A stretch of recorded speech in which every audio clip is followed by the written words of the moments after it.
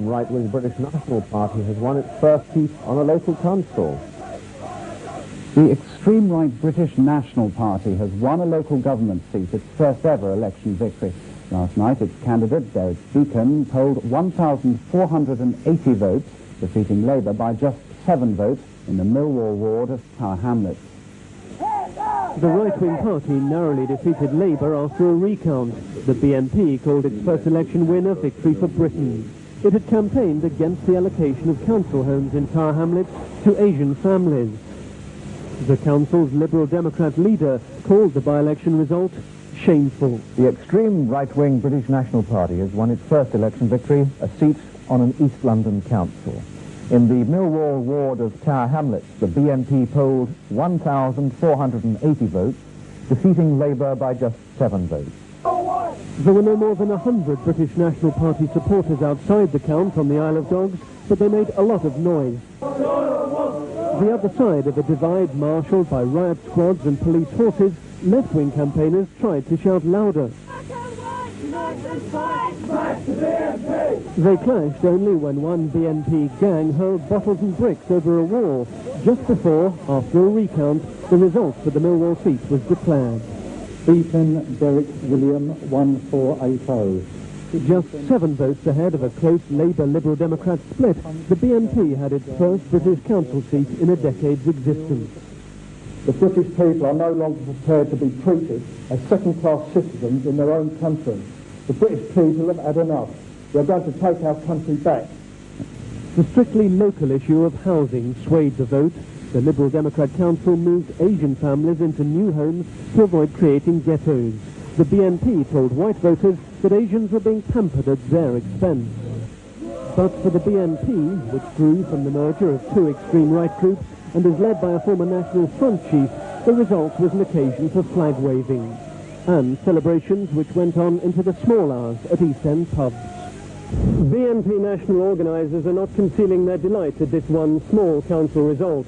The tide of opinion, they say, is flowing in their direction, and they'll be fielding many more candidates for many more seats to give, they say, the real British people a voice.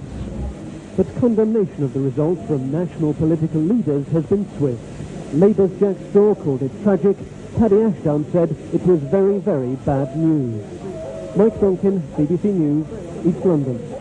The morning after the night before, and the people are left with a big political hangover. Derek Beackon took the Tower Hamlets seat for the British National Party, the first time an extreme right-wing party had taken a council seat in Britain since the 1970s. The British people are no longer prepared to be treated as second-class citizens in their own country. The British people have had enough. We are going to take our country back. Today there is still confusion over what Derek Beackon stands for. How can blacks and Asians sleep secure in their homes knowing that you're advocating a policy of compulsory repatriation? Well, they can sleep perfectly safely because, you know, all we're advocating is stopping immigration into the country and starting repatriation of the Asians that are already here. Only back to their own countries. You know, surely they'd be happier in their own countries than here. But aren't these we don't get on with them, they don't get on with us. Aren't your policies, though, encouraging thugs to simply take it out on the black and Asian community? It's legitimising racism. No, I don't think it is. We're standing as candidates.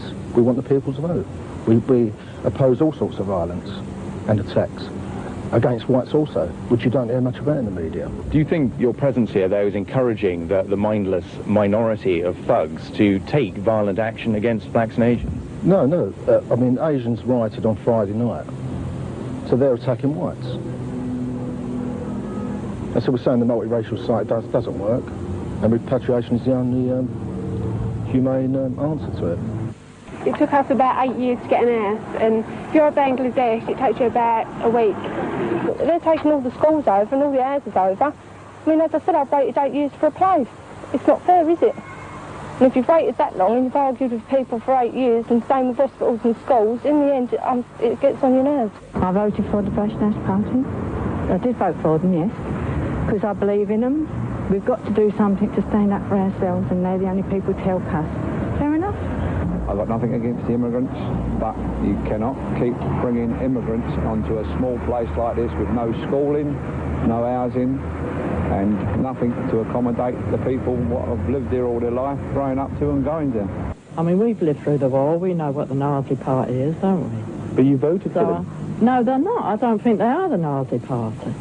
On the left, the Anti-Nazi League blames the existing council's leaders for letting in the BNP. Meanwhile, Labour accused the Liberal Democrats of playing a dangerous game with the race issue during the election. Well, clearly there's a lot more to be said, and we're going to get plenty more of reaction like that throughout the day. But however the main political parties blame one another, the BNP is going to turn around and say, we won, and that surely is the will of the people.